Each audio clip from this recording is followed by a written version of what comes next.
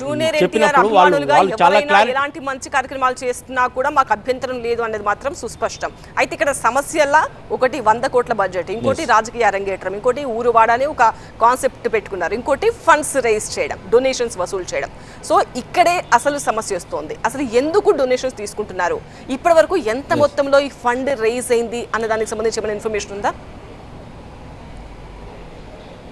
అంటే ఇప్పటివరకు ఎంత ఫండ్ మొబిలైజ్ అయిందనే దాని గురించి క్లారిటీ లేదు, కానీ వాళ్ళు చాలా హంగామా మాత్రం చేస్తున్నారు.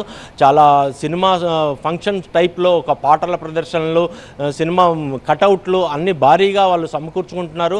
18వ తారీఖు చాలా అంగరంగ వైభవంగా ఈ కార్యక్రమాన్ని చేపట్టాలనే కోణంలోనే రా ఎన్టీఆర్ ప్రతినిధులు వర్క్ చేస్తున్నట్టుగా మనకు చాలా విశ్వసనీయంగా సమాచారం అందుతూ ఉంది.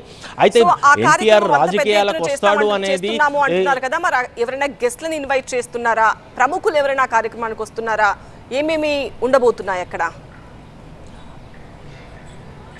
అంటే ప్రస్తుతానికైతే వీళ్ళకి పోలీస్ పరంగా కూడా ఎలాంటి అధికారికంగా సమావేశం నిర్వహించుకోవడానికి ఎలాంటి అనుమతులు ఉన్నాయనేది ఇంకా తెలియరాలేదు. మనకు కాసేపట్లో తెలిసే అవకాశం ఉంది. అయితే వీళ్ళు ఒక ఆడియో ఫంక్షన్, ఒక ప్రీ రిలీజ్ ఫంక్షన్ ఎలా జరుగుతారో అంత గ్రాండియర్గా ఒక స్టేజీ, ఒక సెటప్ చేసి పాటలు ప్రదర్శనలతోటి అందరి అభిమానులని అక్కడికి అందరి అభిమానులను రావాలని ఆహ్వానిస్తున్నారు. అయితే ఒరిజినల్ అభిమానులు మాత్రం ఇలాంటి ఫంక్షన్లకు అటెండ్ కావాల్సిన అవసరం లేదు అనేది ఒరిజినల్ అభిమానులు, రియల్ ఉన్న ఫ్యాన్స్ అసోసియేషన్లకి, అంటే అనుబంధంగా ఉన్న కొంతమంది అసోసియేషన్లకి చెప్తున్నారు. అయితే ఎన్టీఆర్ ఆఫీస్ మాత్రం మనకు ఎన్టీఆర్కి సంబంధించి ఎలాంటి అభిమాన సంఘాలు అధికారికంగా లేవు. కొంతమంది ఎవరికి వాళ్ళు ఒక అసోసియేషన్ అని చెప్పుకొని చేస్తున్నారు. ఇప్పటి వరకు ఇలాంటి పరిస్థితి మాకు ఎదురు కాలేదు కాబట్టి ఇలాంటి సమస్యని ఎలా ఎదుర్కొనాలనే విషయం గురించి చాలా చర్చిస్తున్నాము.